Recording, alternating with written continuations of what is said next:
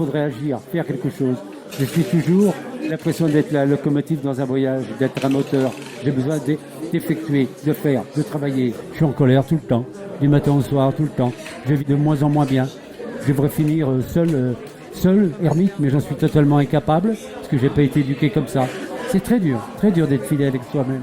Moi, j'en suis incapable. Que signifie être fidèle à soi-même? On aurait pu aussi intituler ce sujet « Peut-on toujours être fidèle à soi-même » On pourra après extrapoler sur tous les aspects de cette question. Le mot latin « fidelis », qui est au cœur de ce sujet, veut dire confiance en soi. Personne ne coupe la parole à personne. C'est surtout très important. C'est ce qui fait la grosse différence entre nos débats et les batailles de chiffonniers des débats politiques. Je suis fidèle à moi-même.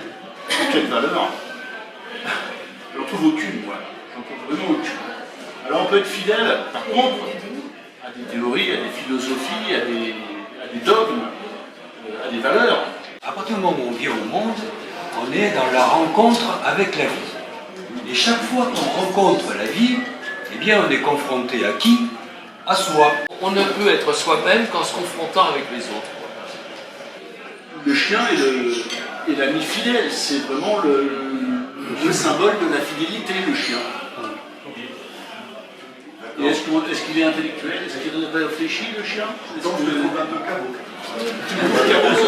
Il suffit de considérer toutes ces rencontres qu'on a dans la vie comme des arguments qui nous parlent de nous-mêmes et de considérer que, ah ben tiens, je réagis comme ça, donc ça veut dire que c'est comme ça que je suis. Il y a un petit peu l'ambiguïté entre la fidélité à soi-même et après les contraintes qu'on va avoir matérielles, sociales, et un petit peu, ne pas savoir se trouver dans une situation, je dirais, intenable.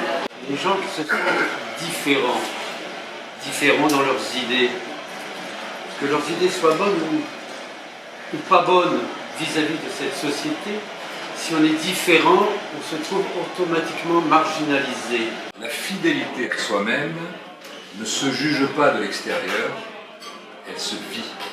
Moi, je reste toujours autour de l'idée de confiance en soi, connaissance de soi, de connaissance de son identité, etc. Dans l'infidélité, je me suis senti fidèle à moi-même.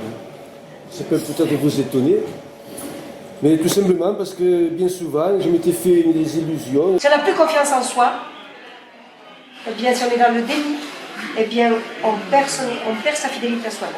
Simplement, il faut distinguer la fidélité et la constance. Le chien, lui aussi, il a intérêt, il est bienveillant avec son maître parce que son maître est bienveillant avec lui. Donc il a un intérêt à l'être. Notre pensée personnelle est toujours quelque chose qu'on peut remettre en question, qu'on peut remettre en doute, justement.